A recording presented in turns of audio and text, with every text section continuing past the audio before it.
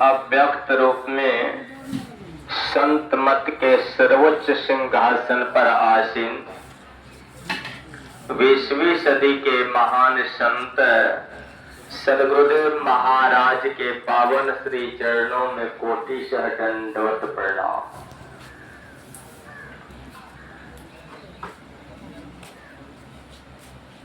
संत मत के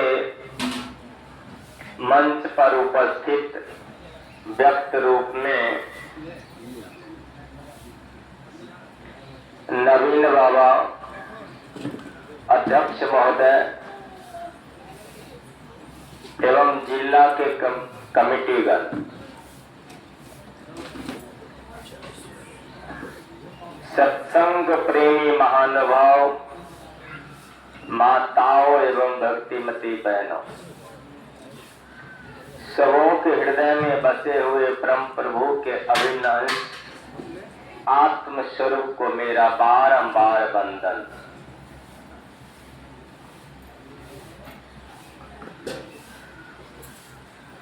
आज का यह सत्संग आप लोगों को पूर्व वक्ता विदित कराए हैं।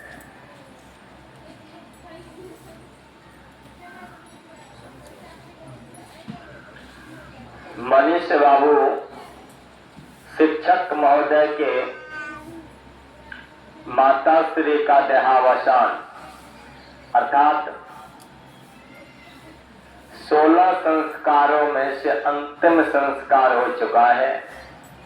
उन दिवंगत आत्मा को शांति प्राप्त हो, मुक्ति मिले, इसी हेतु मनीष बाबू एक दिवसीय संत मत सत्संग का आयोजन कराए हैं। क्या इस सत्संग से मुक्ति मिलेंगे जीवात्मा को? प्रश्न है। विश्वास के लिए हम शास्त्रों की बातों को सामने में रखेंगे। कुछ कुछ स्थानों पर बतलाया गया है यज्ञ 4 प्रकार के होते हैं।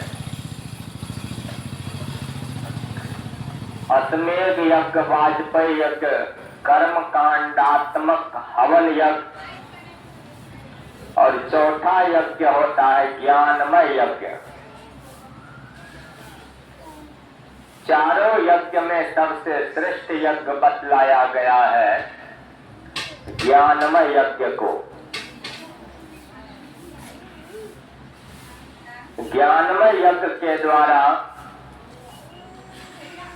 जीव को पूर्ण रूप से मुक्ति मिल जाते है।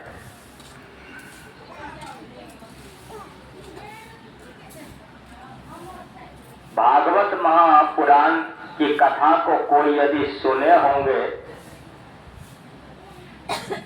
वेदव्यास जी महाराज महत्व के रूप में उदाहरण देकर लिखे हैं। तुंगभद्रा नामक नदी के तट पर अनुपम नामक नगर बसा हुआ था। अनुपम नामक नगर में आत्मदेव नामक एक ब्राह्मण रहते थे। उनकी पत्नी का नाम धुंधली। समय पाकर 2 पुत्र प्राप्त हुआ। एक का नाम धुंधकारी, दूसरे का नाम गोकर्ण था। धुंधकारी पापी, अत्याचारी, दुराचारी थे। शराबी, जुआरी, मांसाहारी, व्यभिचारी, संसार में जितने तरह के पाप होते सभी पापों में लिप्त रहने वाला। ठीक इसका उल्टा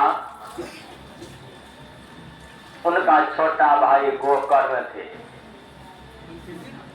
संसार में किसी तरह के पाप नहीं करते, भगवत भजन श्रवण करते, साधु संतों की सेवा, माता पिता की आज्ञाकारी, पवित्र धर्म में निष्ठ रहने वाला था।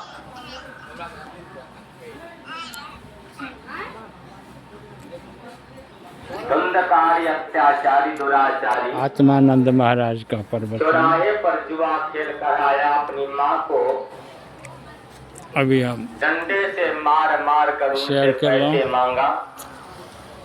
संत मत के जब उनकी माँ पैसे नहीं दे पा सकी विचार तो हाथ पांव सदगुरु बांध कर महाराज कुएं के में डाल दिया। प्रवचन कार्यक्रम भऽ रहल अछि गौरंधरा के पावन ब्राह्मण को पवित्र धरती मारना, पर गौ को मारना, माता पिता को मारना,